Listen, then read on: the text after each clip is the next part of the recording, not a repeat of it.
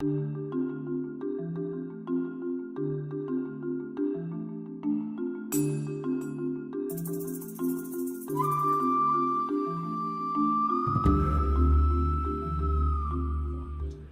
get into who I am and what I do and how I come into all this here in a moment, but first I want to open with a story, a legend.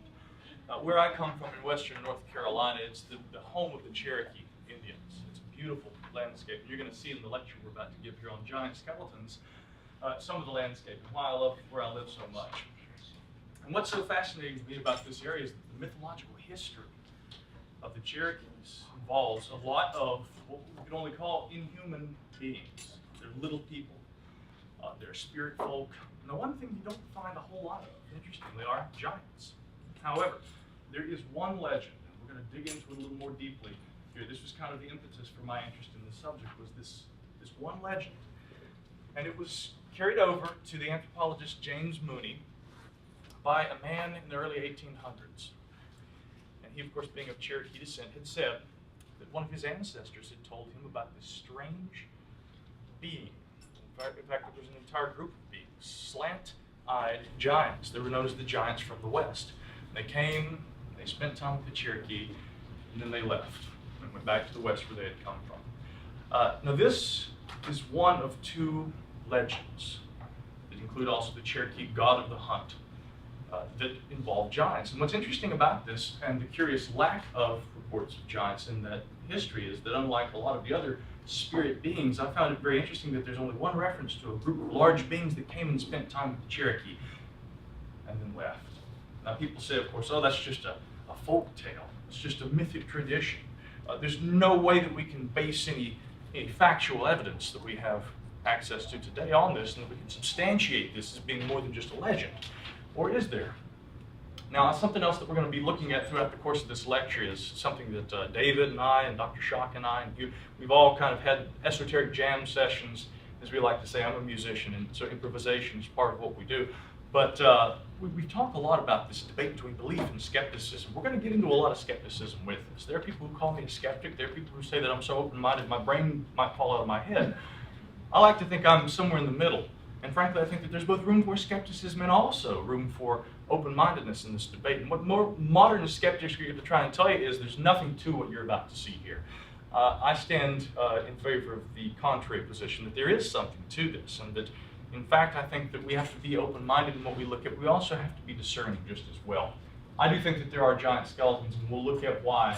And we're going to look at some of these mythic traditions as well, and perhaps how the modern evidence that we have access to, maybe more so now than ever, can help substantiate some of these legends. This, of course, being one of these famous, and you're going to see throughout the lecture a lot of these famous newspaper articles that, again, the modern skeptic would probably say, oh, those are all newspaper hoaxes. We know, of course, David and I especially, that all those old newspaper reports from back in the 1800s, they were all hoaxes. Those people, these newspapermen would write anything just to try and, make up a story. Maybe that's just not quite the case, and I think we'll see as we progress here today that there indeed maybe is a little more to it. Now, I'm Micah Hanks, and as I've told you, I live in western North Carolina. This is one of many, that's me.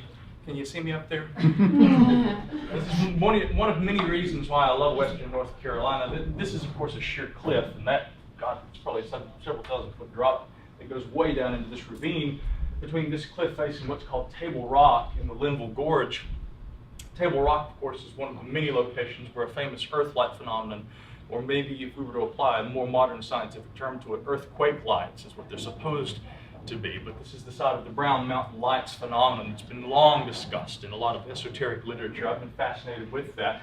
And, of course, Table Rock was also known as the mystic altar of the Cherokee people. And I spent a lot of time up there, and I'm telling you, when you go to the top of a cliff and look down on the world, you feel like you're a bird flying. It's hard not to get a mystical sensation almost when you experience places like this in nature. It's truly beautiful. And then when I'm not out there in the wilds of remote portions of the Americas, I'm at home doing this, writing about these kinds of things. And of course, reading these fantastic old fate magazines and things like that. I've recently been made a consulting editor to Fate magazine, which is a real blessing, because I think a lot of us as researchers probably, if we didn't get our start writing for magazines like Fate, we've certainly learned a lot from reading them over the years. So this is the other thing that we do, and I think that that's what's so interesting about researchers in this field is that we get to kind of juxtapose this adventure lifestyle versus staring at what we collectively might call the one-eyed retina-burning monster known as the laptop computer screen. So it's really hard on your eyes at times.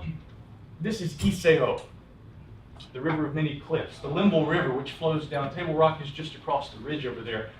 This was another ancient Cherokee site. They believed that this river held incredible mystic power, and also, of course, it was used for ritual killings in ancient times. The story is that this is overlooking Limble Falls, and if you were standing looking at this, the water flows down around you, and then there's a huge drop right there. And it was said that if you weren't scalped often, the Cherokee would actually take people and they would send them off this waterfall and they would plummet to their death. Iseo, the river of many cliffs. So amidst all these fascinating Cherokee legends, oh, and one more thing also I'll show. This is another clip that I found. Petroglyphs kind of tie into this mythology as we're about to see. I'm going to show you one of my favorite ancient petroglyph sites in western North Carolina and what this has to do with the tradition of giants in this region. On this cliff face, when you're digging around, often you find a lot of these things. And part of what I like to try and do when I'm looking for ancient sites is I like to try and find and document petroglyph finds throughout not just western North Carolina, but anywhere else that I travel to. A lot of them are documented, some of them are not. And on this location, which is located actually a little town called Girton, western North Carolina, I found this petroglyph. Now this looks more modern, but what's significant about this one, just as an example of the petroglyphs that I've found, is that while this looks like a T, it could also be interpreted as a cross. And Scott Wolter, a colleague of mine who has a program on history channel called America Unearthed, has said this resembles somewhat what he calls a hooked X, which he believes may be evidence of course, not Templars, Masons coming to the Americas possibly much earlier than modern historians would suspect that they had actually been here. This is a very difficult location to get to. I had to climb sheer to the top of a mountain. As far as I know, I don't think that this is a documented petroglyph in western North Carolina, so your eyes may be some of the first that actually see this. Now, for all I know, it also could just be Tom Zabuba, who carved his initials there in the rock. Of course, they look very old, and that's what caught my eye about them. I notified Scott and Janet, his wife, about this, and unfortunately they said that it would be very difficult to get a film crew down to climb to the top of that mountain and to take a look at this. And so the best I might be able to do is present an etching and, of course, put my hand up there for comparison. I'll remember to get a manicure next time. Okay. Now, when it comes to these petroglyph sites, I just showed you a slightly more esoteric petroglyph. Nobody probably knows about that last one. This one is very well known. This is called Judaculla Rock. It's located in a little area near Cullowhee, North Carolina. There's a university there as well. This is a very ancient soapstone boulder. It's very large. I would say it's probably maybe half the size of that wall. And Judaculla Rock, it's one of the famous sites in western North Carolina. Years and years ago, there was a serious concern that Judaculla Rock may actually be sinking into the ground. It was becoming covered with mud. And you can actually see here there's this darker upper portion of the rock, and then this lighter lower portion. That actually is the portion that for the last probably 100 years or so had not been exposed. During my most recent visit to Judaculla Rock, I had a couple of friends formerly that worked with Bell Laboratories from Pennsylvania. They came down, they wanted to see it. I took them out there, and I was very pleased to see that there has actually been a recent excavation where they have removed the earth and exposed more of Judaculla Rock. On the opposite side coming around, you can also see portions. This is what the Cherokee had actually used Judaculla Rock for. In addition to all these markings, you can see these petroglyphs. Some have supposed that this is a map and that these are perhaps remnants of an ancient language, or possibly these are pictorial references to different kinds of animals and things like that. I think it may be a combination of all these sorts of things. Also, as you can see, they would remove portions of the stone so that they could create bowls. These impressions are where the beginnings of bowls were being made, and they would carve these portions out and scrape down and make kind of like a stone kind of bowl. This is something that the Cherokee were known to do. But what's truly fascinating about this is that the pile of the stone is believed to be Cherokee in origin. In other words, they are believed to have been the ones that made the carvings. Nobody really is certain if Judaculla Rock was carved by the Cherokee who moved into the region. Some estimates, there have been, and I can't source this was only told to me by a person with the division of I'm trying to remember where she worked for, but she was associated with Western Carolina University in the area, a woman named Kari Yates had told me that there had been a determination by state geologists that had thought that this stone could be much older, possibly 3,000 to 5,000 years, maybe as much as 10,000 years old. The etchings are still visible, but obviously there's been a lot of wear over the ages. As this weather, of course, has pounded this thing. At one time, it had been kind of an enclosure built over it. That's not the case today, and it's very exposed to the elements. Now, why this is interesting to me and what this has to do with giants, this is where things start getting really interesting. Judaculla rock, I have to say, is kind of a bastardized term. Judaculla is we could call an anglicized, I suppose, version of the older Cherokee word Sukalu. Okay, Sukalu was the Cherokee god of the hunt. He was, get this, a slant-eyed giant, much like the giants that we heard about earlier that supposedly visited from the west. Sukalu. This is a interpretation, an artistic rendering of the Cherokee god of the hunt, Sukalu. Now, please don't confuse him with Sukalos.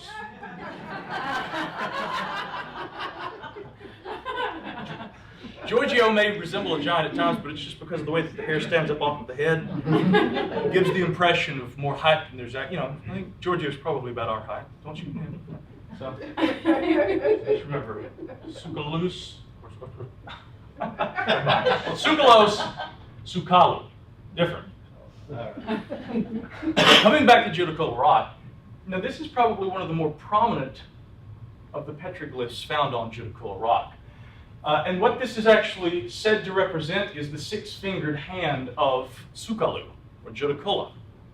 The legend about the Caney Fork Valley where Judaculla rock rests is that Sukalu, the god of the hunt, who lived high on top of one of the adjacent ridges, leapt from the top of the mountain and landed down in the Caney Fork Valley. And where he landed, he steadied himself as he landed, and his handprint, they say, was left there on the massive stone boulder, which is named for him today. And that is supposedly the six-fingered hand of Judaculla. Now, I don't know if that's really a handprint. Probably not. You'd have to have a tremendous amount of force, and I'm no physicist, but I think it would take a lot to actually lodge a handprint into the side of Judaculla rock, and that's about maybe actual size. I postulate rather than being a handprint, it's probably a squid. Then again, where it's seen, maybe I just have, sea creatures on my mind. Now, what's fascinating about this, of course, and is we're beginning to see there is this mythology, and this is one of only two instances, and I want to return again to the story of the giants from the west. This is one of two instances where in the Cherokee tradition there were references to giants. Both of them describe large people with slanted eyes. Very interesting. James Wofford was the man who told this story. He was of the Western Cherokee, and this is actually excerpted from a book called Myths of the Cherokee by James Mooney. He was born in Georgia in 1806, and he said that his grandmother, who must have been born about the middle of the last century, told him that she had heard from the old people, long before her time, of a party of giants that had come once to visit the Cherokee. They were nearly twice as tall as common men, according to what Wofford said. They had eyes set slanting in their heads so that the Cherokee called them Sunilkalu, the slant-eyed people, because they looked like the giant hunter Sukalu.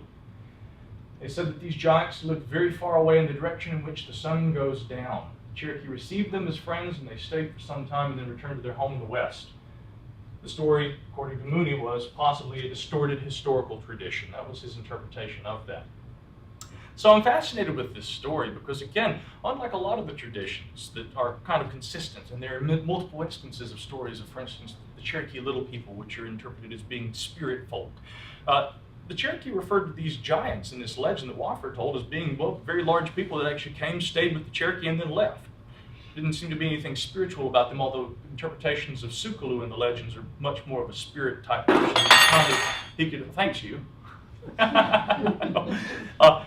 He was someone who could kind of come and go as he pleased. He could disappear if he had to.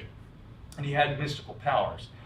This was not asserted, but then again, this reference to the giants of the West is the only such story, and so it doesn't give us a whole lot to go off of. But I've often wondered about this story of giants that came from lands located to the west. Even Sukalu was said to live off to the west toward the direction of Tennessee relative to the western North Carolinas where the Cherokee are and where the reservation, of course, is today. Now, this isn't a cave in the western North Carolinas. I do happen to do a little bit of spelunking when I'm out and about doing these sorts of things. This is, of course, the famous Lovelock Cave. This is a cave that is located much further west from where the Cherokee are. But, of course, the famous story of the Lovelock Cave was that I believe in 1911, it was 1911 that the excavations began. It started as a guano mining operation. And then the guano miners go in there. Everyone knows what guano is, right? Okay, good. We don't have to, yeah.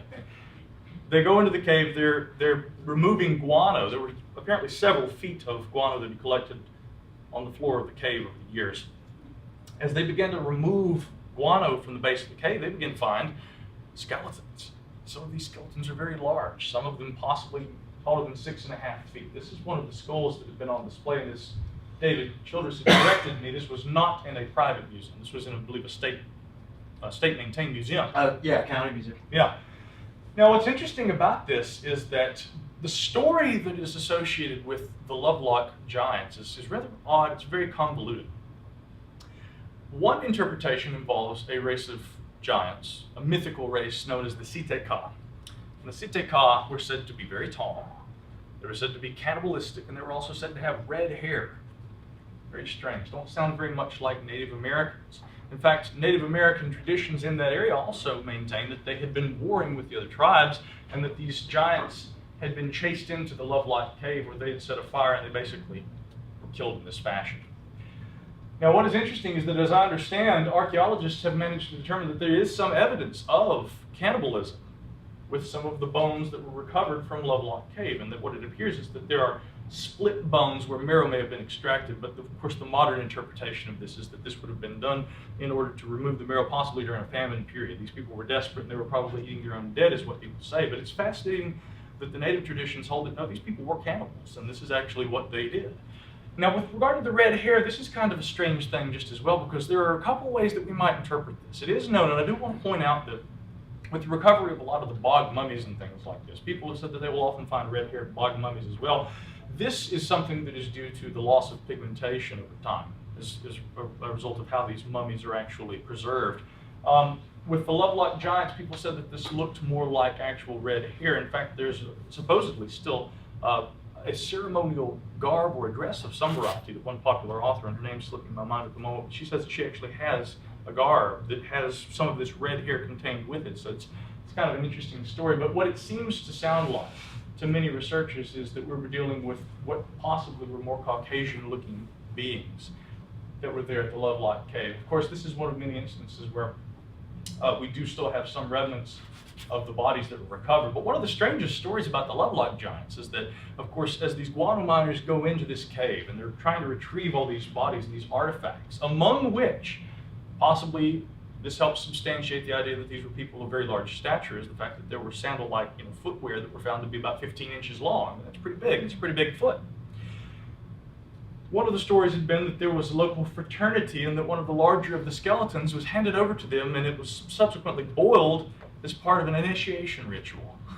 So, of course, we have these fantastic relics, and they're handed over to a fraternity that boils them down and does God knows what. I don't want to know what they did with them, but, But the story of the Lovelock giants is a fascinating one. Of course, we find in a lot of the reports of alleged giant skeletons recovered, especially during the 1800s, early 1900s, that we have a lot of different things that tend to appear. We see this reference to reddish hair, of course, from the Lovelock giants. We also hear about double rows of teeth. This was something that also sounded very strange to me, that the idea of double rows of teeth. It's actually not all that uncommon. An associate of mine, Jim Vieira, anyone here familiar with Jim Vieira by chance? Yes, I think you and Jim worked together some, but as well as another gentleman that we'll be referencing here in a few minutes. Jim had contacted me a while back. He's probably one of the modern researchers today who's done the most in terms of collecting these kinds of reports of giant skeletons. Jim Vieira's story is a strange one as well. I don't think he got into this initially saying, I'm looking for anomalies. He kept stumbling on. He'd been researching dolmens and things throughout the Americas, large stone structures, and he had begun to come across these reports of giant skeletons, became very intrigued by them. Jim Vieira also gave a TEDx presentation on this that I think last year or the year before when it first appeared had been one of the most watched TEDx presentations of that year. Guess what happened to it, by the way? Anyone want to guess? The presentation was taken off the internet. Yeah, apparently it's not, again, something that you're supposed to talk about. So I had Jim on my radio program. I do a radio program on Sunday nights, streaming live on the internet, and then also 2 podcasts. And I had Jim on my program, and I said, so what happened? Why did the presentation get taken down. And he says, listen, I'm telling you, I've encountered the exact same problem that so many others do when they try to talk about this. You bring this discussion, okay, to an academic audience. They may find it fascinating, but it's not something that is up to the standards of modern science to even discuss this and assert that there are large giants. Now, I think that probably one reason for this is because that many writers say, well, they are a separate race of giants. These things are something that I think, again, the modern skeptic would interpret as being something apart from human, and hence they reject that idea. Well, let's assume we're talking about humans of large stature. Obviously, humans of large stature have existed. They do exist today, often as a result of pituitary gland issues, such as a tumor that can cause the release of growth hormones and things like this. We also look at the fossil record, and as we'll see a little later, there are a number of large hominids that have existed in our ancient past. Archaeologists, anthropologists can acknowledge this, and we can see that physically, in terms of life that can exist on planet Earth, this is not something beyond the realm of the possible. These things can and have existed, and yet when we look at these reports of giants that have been unearthed through parts of not just the Americas but other parts of the world, as we'll see a little later, systematically that idea is ignored, and people seem to be dissuaded from talking about it. Many would try and say that that's a bold argument to make, but again, I ask, why would Jim Vieira present and he was very rational, and he tried to be very unbiased about the presentation that he gave. I think you can still find it someplace online, but systematically, people are dissuaded from talking about this. Why? Is it because the presentation of the idea that there were people of large stature is something that is inconsistent with our understanding of modern anthropology and the history of the human species, and therefore, if it isn't according to the conventions of modern academic knowledge and consensus opinions, that it is something that we should never interpret as being even possible? I don't know. I think that what we're going to see, and I told you we were going to talk a little bit about skepticism versus belief. I can be very critical of people of the skeptical disposition these days, despite trying to be a very skeptical researcher myself, and I think the reason why is because at what point when you are skeptical, A, do you have to silence the opinions of others? And it's one thing if someone's talking about pure quackery. I understand some things are absolutely bizarre, and there's a lot of bizarre stuff you'll hear about in this field. But the other thing, too, is that if a person's beliefs differ from your own, is there ever a time where it's helpful to be rude and dismissive and condescending about this? Dr. Schock and I were talking last night about a speaker that had appeared at an event that I hold each year called the Paradigm Symposium. He's an arch skeptic by the name of P.Z. Myers. And our experience with P.Z., of course, had been that this man is just one of the most snarky individuals. And I'm not trying to attack him here, but I'll have to say that he does attack a lot of other researchers. And if you try to bring this conversation and say, listen, without making any assertions, merely making the observation that the giant skeletons exist. There are very large beings that exist in parts of the world, some of them much larger than large acromegaly would be the term for it in terms of what can cause a growth hormone imbalance, and we see people like Robert Wadlow and whatnot, larger even than some of the largest known people to exist in modern times. Yes, these finds have occurred. Yes, these beings have existed. I'm merely presenting this, I'm making the observation. And again, I notice that folks like our friend PZ will come after you and they'll say, look, that's an absurd claim, let's not talk about this. This is inconsistent with consensus opinion. Why that attitude has to exist, I don't know. But I notice that the researchers in our camp tend to try and be a little bit nicer about it. You're never going to find me, if I'm skeptical or if I'm being open-minded about anything, I'm never going to come after somebody about their beliefs and try and be condescending about it. There's no room for cynicism and cynicism is skepticism, I should say. There's no room for pure snark, and I call these people snarktics rather than skeptics. So. They are. I can put it more crudely, but you talk with me some of the time. We'll talk about that. Now, coming back to and I do have to pepper this debate because I think it's important. This is the whole thing. The name of the presentation is Giant Skeletons, a Contentious Debate. It is a contentious debate. But why does it have to be contentious? Why can't we examine the evidence and just say, okay, listen, it may not be in keeping with what we understand, but let's at very least observe and let's try and make sense of what we can observe. And I think that there's good evidence for it. Now, in trying to do so myself, it had been pointed out to me by a fellow researcher of mine that there are certain diseases, as we've come to find, that some of the features of the giant skeletons have been associated with. For instance, we see that both red hair and double rows of teeth have been associated with a disease known as autosomal dominant hyper IgE syndrome. Now, this can include a lot of these symptoms, and I've listed them here: facial asymmetry, prominent forehead, deep set eyes, broad nasal bridge, wide fleshy nasal tip, prognathism, which is of course the jaw protruding outward, retained primary teeth, and this is, I think, one of the explanations for the double rows of teeth. See, I didn't know that this existed. I couldn't confirm this, but it is said that Andre the Giant, the large wrestler, may have even had 2 rows of teeth. And Jim Vieira was the one that brought it to my attention when he had said that he had been approached at an event that he was giving, where he was giving a lecture about this. He brought up the fact that many of the unearthed skeletons during the 19th century were found to have double rows of teeth like this. And he said a man came out of the audience and approached him and said, I had double rows of teeth. I had 2 rows and I had to have them removed. My baby teeth never fell out. And I literally had 2 rows of teeth in my head. Now, you don't hear stories of 3 or 4 rows of teeth in these giant skulls, like a shark, where one falls out and another one moves in or anything like that. You do sometimes hear reports of very sharp teeth, but the double rows of teeth, again, is something that is in keeping with a known situation, an actual disorder, or rather a condition that some people have been known to have. I had been unaware of that. And so to me, I think that a lot of people, when they look at these reports, they say, my gosh, you're saying that they claim that they unearthed from this mound all these giants with 2 rows of teeth, and they were more than 7 feet tall. This sounds absurd. Well, it's actually in keeping with known situations that have occurred even in modern times. But the other problem, and I think, again, that a skeptical person would bring to this, is they would say, well, a person who's 6.5 feet tall, that's not really giant. Dr. Shock is a giant, according to those conventions. I've even gone through, and lovingly too, we love him, by the way. He sticks out in the crowd, and we like that.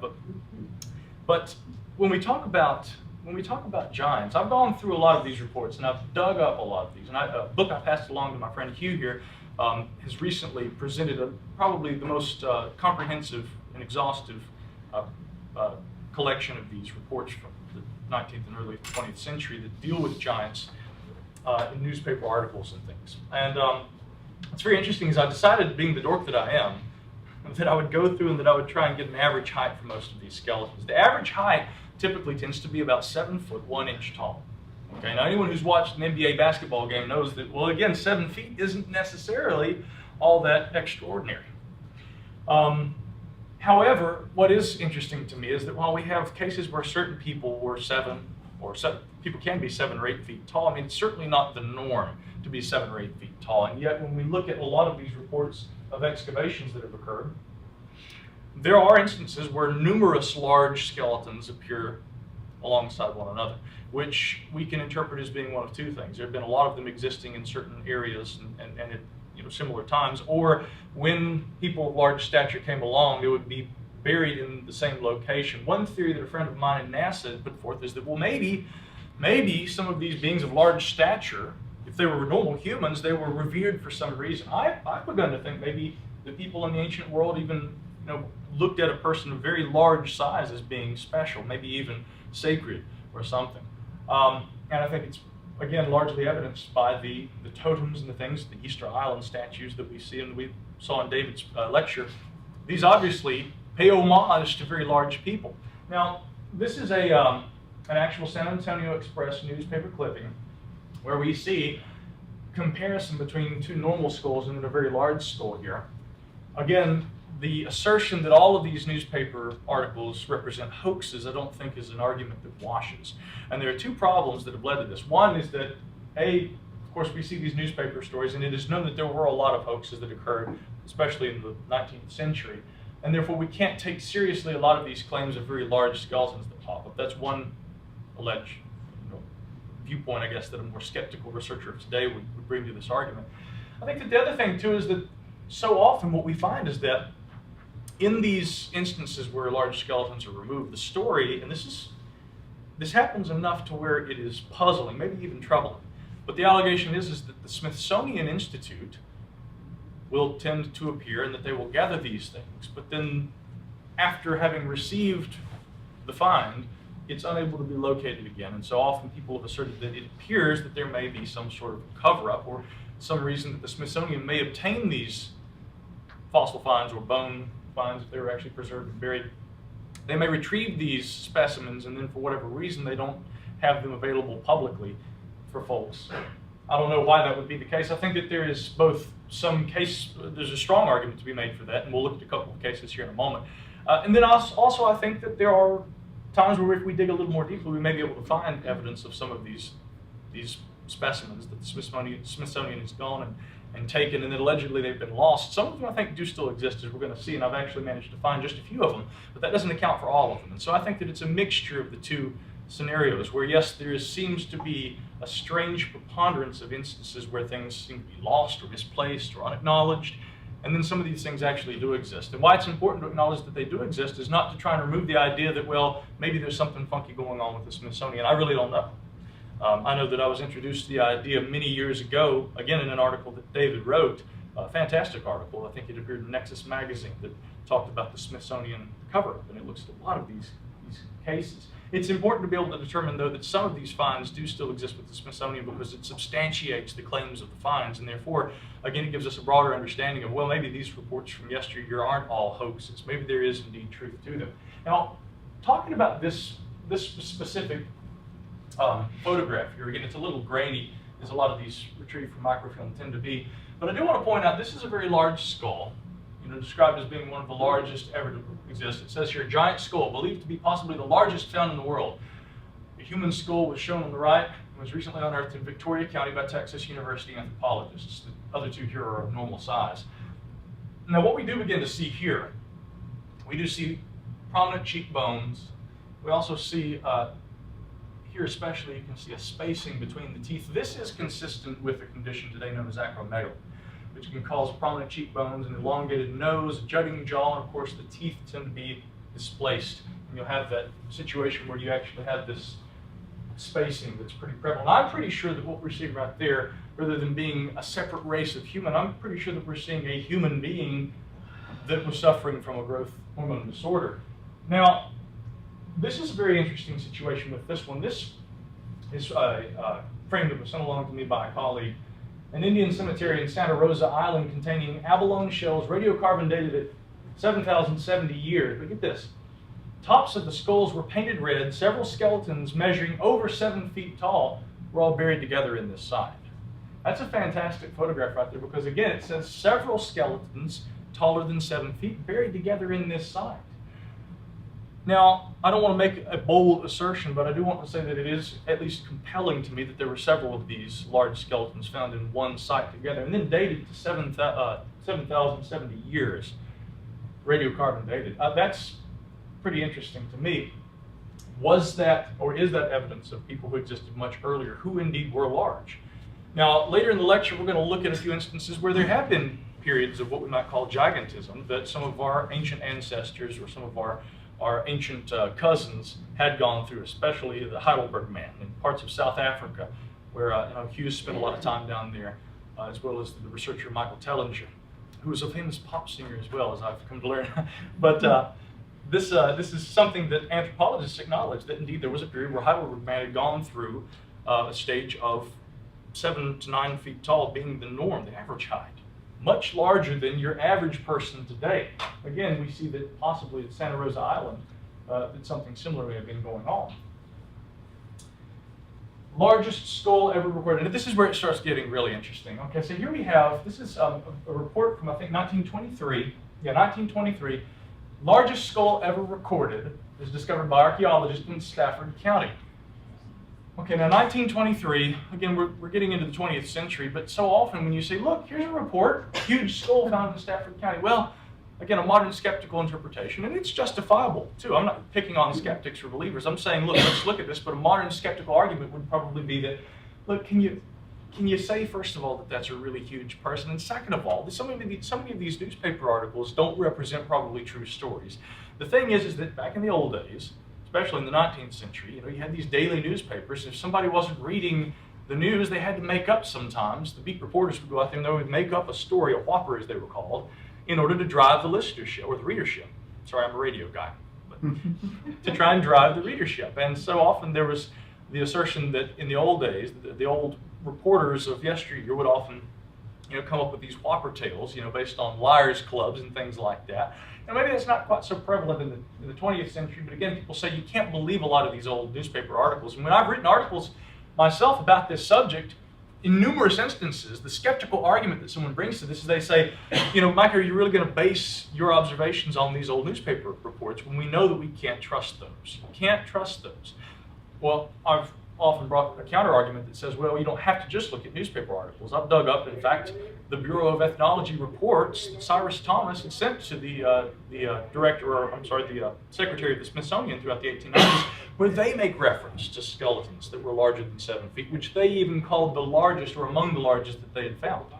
Even the Smithsonian's own research shows that, in their documentation on that research, shows that during these excavations that they found these things just as well. I brought this to the attention of a gentleman, a very, very good writer and also a skeptical blogger by the name of Jason Colavito recently. And he tried to say, well, you're just making this same tired old excuse. You know, you're trying to say that there's a conspiracy and that this was a race of beings that weren't human that existed. I said, I've never said any of those things. I merely said that the Smithsonian themselves have acknowledged these recovered skeletons. And of course, what he said was, well, but still, the point is that you made it sound as though it seemed as if you were trying to make a case for conspiracy. And furthermore, you have to take into consideration that the displacement of the bones over time, due to things such as erosion, sometimes even the crystallization and enlargement of the bones over time, can give the impression of larger skeletons than what have actually been recovered. This is another argument that's often brought to the table. In other words, that these bones, when they are found and discovered hundreds of years after the fact, or possibly thousands, as we saw in Santa Rosa, that they're actually larger than what they were at the time that the individual that they had belonged to passed away. In other words, we're giving ourselves a misconception that these people were larger than they actually were. But again, I have to argue that if we can look into the Smithsonian's own archives, and we see that the best scientists of the day, I don't care if it was 100 years ago or more, but the very best scientists of the day who were trained to observe and to measure and to make these measurements, when they were recovering these skeletons, you mean to tell me that they were inept, or so inept, that they couldn't make these proper measurements themselves when they recovered these skeletons? You know, these weren't Albert George and Jimmy Joe going out there in the cornfield and finding these things. These were trained scientists who were recovering these skeletons. Now again, coming back to the newspaper aspect of this, people have often criticized the fact that there are the claims of very large skeletal remains that are discovered here.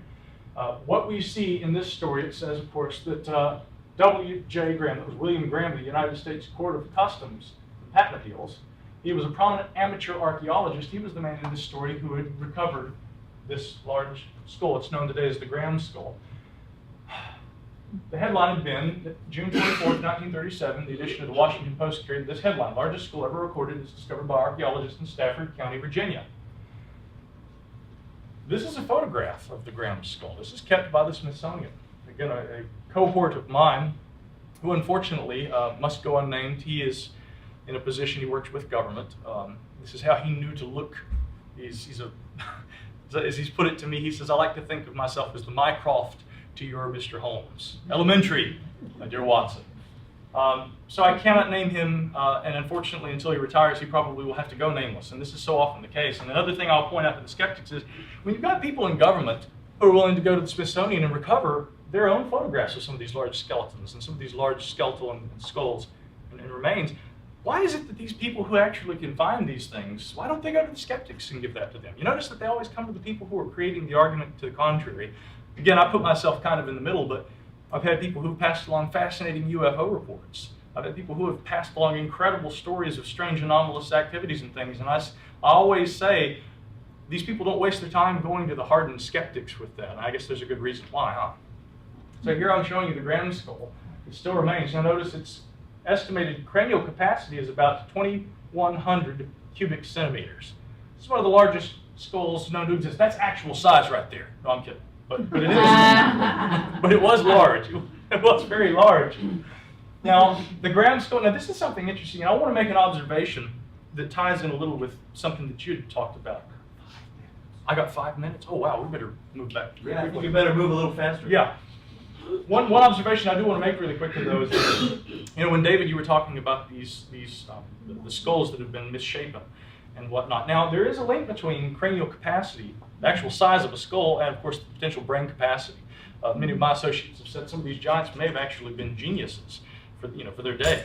I've wondered if the malformation or the deformation of skulls isn't somehow possibly linked to, in other words, could ancient people have learned that, well, if you actually shape a skull, potentially increasing brain capacity, could this actually improve a person's cognitive function or their brain power? I don't know. we'll go ahead and just breeze through a few of these. This is one of the smallest on record. This is an above average sized human skull, and there's the ground skull for comparison. You can see it is quite large. This is the secession card that exists in the Smithsonian's archives. This is actually for the ground skull, still in their accession card catalog. Skull without face, Indian, Potomac region. Now I'm going to breeze through and show you a few others here. Smithsonian gets large Indian skull from the Aleutian Islands. Dr. Alex Herdlicka came home with a big head, is what it says. Not his own. What's interesting about this is I remember that the researcher Ivan Sanderson had often said that he had looked into a case from one of the Aleutian Islands, Shimmy, I believe, in the 1940s, that a large number of, well, large skeletons that had been trepaned, holes drilled in the tops of the head had been recovered. Follow-up with that had found that the bones had been misplaced. This was another of the more famous instances where allegedly the Smithsonian had lost some of these bones. But it is interesting to note that in the accession card catalog, here we see that Herdlicka's name's actually on there. People Aleut, Hagno Island, Alaska, in mummy caves on that area. Again, there were actually large skeletons that were recovered. I don't think that these are the ones that Sanderson was looking for, but they are probably their nearest neighbors. Look here, male adult, very large capacity, about 2,000 cc, which is almost on par with the gram skull that we saw beforehand. Again, this is in the Smithsonian accession card catalog. Here we have another. This is known as the DeHart jaw, the lower jaw of an Indian that had been recovered by Dr. W.M. DeHart, May 11th, let's see, I think it was 1911, May 1st, 1911. Here we have another large Sioux Indian skeleton. And what I love about this one, it says dimensions down here. Yeah, that was actually the Smithsonian themselves keeping this record, referring to it as such. Which I'd like to point out again, and I recognize that they will say giant to indicate large, but again, I think that the modern skeptic, they don't like the fact that giant is... That one before just said that the guy died in 1872. Yeah, he did actually. I looked at this, by the way. Died in 1878. Yeah, said to have been 8 feet tall. See, this is a more recent one. But they still refer to it, again, as a large person. Now, obviously, that's probably not going to be an ancient skeleton, is the thing. But it is interesting that they use this terminology, giant. And it says here also, I think, prepared by boiling. I think that this one had been, it says someplace, I've looked into this one, kept at the laboratory, skull 75I skeleton. Some of this is kind of hard to read, but in a lot of these instances, with regard to where these skeletons are kept, it actually says that they're kept in the off-site storage facility for the Smithsonian rather than at the Institute. I have to move a little more quickly. Now, this is one of the final instances we're going to look at. This was a New York Times story. It refers to the recovery of large skeleton around 1890 near Castelnau, France. Now, this is a fascinating situation. This is Dr. Lepauche, who'd actually been the gentleman who had uncovered these. They weren't full skeletons in this case. Unfortunately, what we had were bone fragments. But the estimated height of the individual based on these, according to the people who analyzed this, they believed that we had an individual that could have stood taller than 10 feet. Now, I want to point out that Robert Wadlow, here's a comparison, normal humerus or human femur, and then the size comparison estimated of this individual from a Bronze Age burial site in Castelnau, France. Robert Wadlow, the tallest man known to exist in modern times, was 8'11". So if we're talking about a person who is possibly taller than 10 feet, that's a really big person. If you can't call that a giant, I don't know what you can. You know, I don't know what you can call a giant. It's very large. A similar discovery a few years later took place at Montpellier, France. These individuals of gigantic proportions were thought to have possibly been as much as, well, actually closer to 14 or 15 feet tall, possibly. Now, before we wrap up, I do want to say this isn't me. Micah Hanks has been a gentleman who had sent along some information about this. And if you want to see this later, I can actually provide it. I know we've got to move a little more quickly here, but just to give you kind of the background, there have been a number of individuals who have actually studied this. Some of the papers still exist, and this is why he cites this as one of the better cases. A report from La Nature, volume 18, issue 888 from 1890 discusses this. There's been a Professor Paul Kinier of Montpellier School of Medicine that had studied these. These people had felt that indeed this person had probably stood at while living, their height had probably been about 3.5 meters or 11.5 feet tall. And that's probably the highest estimate for a human being in modern times, post-1880s, that has been discussed in a science paper. It's a very interesting case. Again, we'll have to breeze through some of this stuff. The final thing I want to say, this isn't a giant skeleton, but this one is on display at the Smithsonian. This is actually, and this is fascinating for people who are interested in the Fortean mysteries. This is the skeleton of Grover Krantz. Anyone familiar with Grover Krantz? Grover Krantz was an anthropologist who put his career on, well, he probably endangered it more than once because he advocated belief in Bigfoot. Yeah, I didn't know his skeleton not only was in the possession of the Smithsonian, but it's on display. Did you know that? Oh, Isn't that cool? This is Grover Krantz's skeleton. The reason I bring up Grover Krantz is because I don't think that you can discuss the potential for there being very large beings in our ancient past without getting into discussion a bit of Gigantopithecus and, of course, what Grover Krantz had speculated about, which was that perhaps Gigantopithecus, a very large ape known to exist in parts of Asia, could have migrated to the United States, and this could have been an ancestor of what we might call Bigfoot today. This sounds like a very kooky subject for a lot of people. I think we're in good company here. I, for one, think that there's a very compelling case behind some of these Bigfoot reports, and so again, I think that we have to take into consideration the possibility that there may have been large hominids that existed in ancient times. We're uncertain, based on what fragments remain of Gigantopithecus, whether this was an upright walking beast or if it was a knuckle walk. Some people in Krantz had speculated that this indeed was something very large. And then finally, a couple images of Heidelberg man, which, as I pointed out in one period, of course, in South Africa, had actually gone through a stage of gigantism, 7 to 9 feet tall, had been pretty regular. It looks kind of like a Bigfoot. So, and then finally we'll end with just another photograph of one of these mummies. So, I think that the compelling case to be made here is that indeed there have been a variety of individuals of large stature that have existed in our past. I don't assert that these have been a separate race. Some of the records have been kept, and some of them still exist with the Smithsonian, not all of them. And I'll talk a little bit more about this over the course of the weekend, but I think the case is that, while you can dismiss them all, you can say that newspaper reports and the like are probably hoaxes. Clearly, some of them are not, and there is a case to be made for beings of large stature that have existed. Now, what were they? Well, that's beyond the scope of this conversation, and I'll leave it right there. Thank you, guys.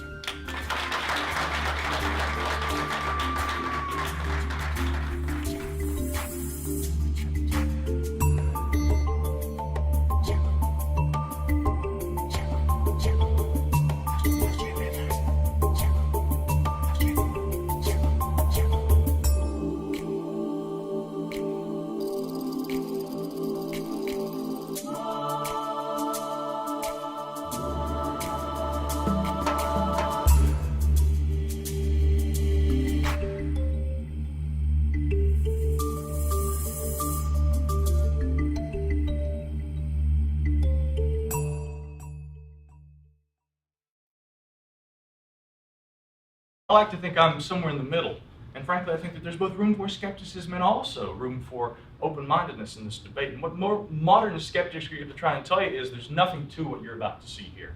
I stand in favor of the contrary position, that there is something to this, and that in fact I think that we have to be open-minded in what we look at. We also have to be discerning just as well. I do think that there are giant skeletons, and we'll look at why.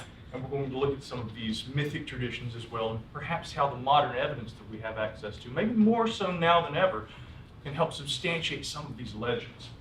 This, of course, being one of these famous, and you're going to see throughout the lecture a lot of these famous newspaper articles that, again, the modern skeptic would probably say, oh, those are all newspaper hoaxes. We know, of course, David and I especially, that all those old newspaper reports from back in the 1800s, they were all hoaxes. Those people, these newspapermen would write anything just to try and make up a story.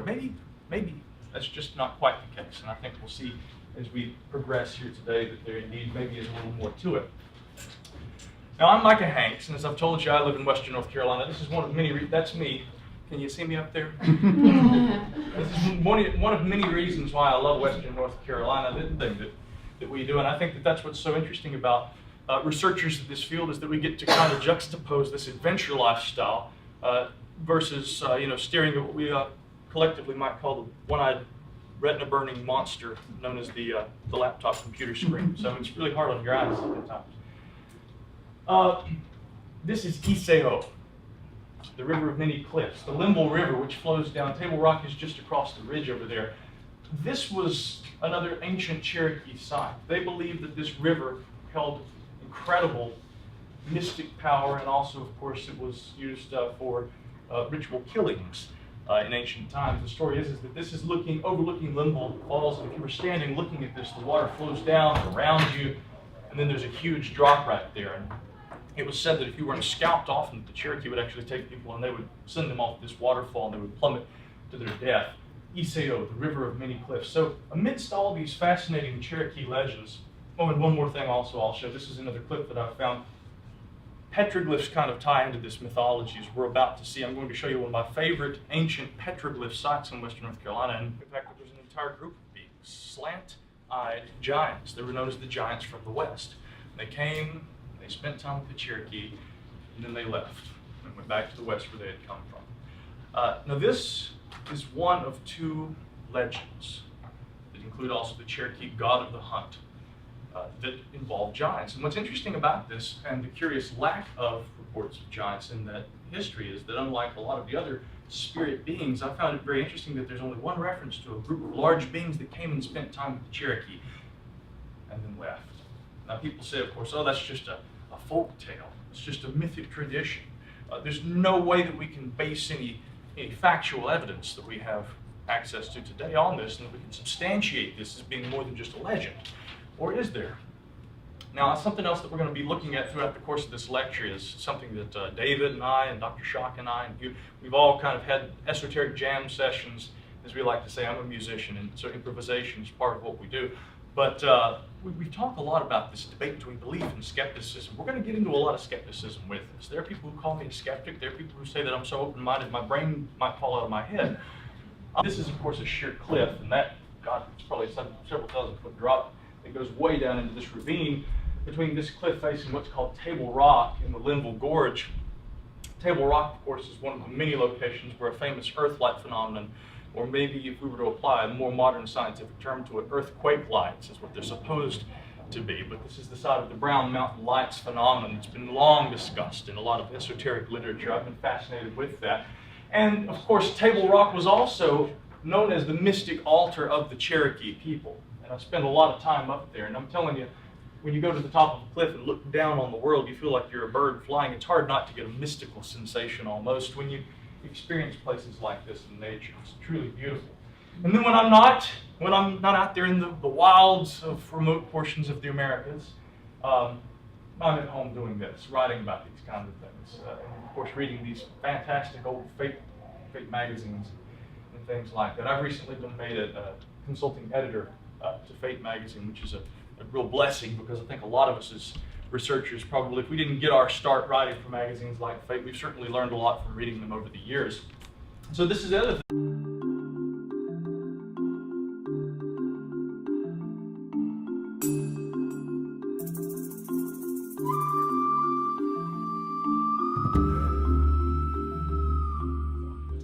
I'll get into who I am and what I do and how I come into all this here in a moment, but first I want to open with a story, a legend. Where I come from in western North Carolina, it's the home of the Cherokee Indians. It's a beautiful landscape. You're going to see in the lecture we're about to give here on giant skeletons some of the landscape and why I love where I live so much. And what's so fascinating to me about this area is that the mythological history of the Cherokees involves a lot of what we could only call inhuman beings. They're little people. They're spirit folk. And the one thing you don't find a whole lot of, interestingly, are giants. However, there is one legend, and we're going to dig into it a little more deeply here. This was kind of the impetus for my interest in the subject, was this one legend. And it was carried over to the anthropologist James Mooney by a man in the early 1800s. And he, of course, being of Cherokee descent, had said that one of his ancestors had told him about this strange being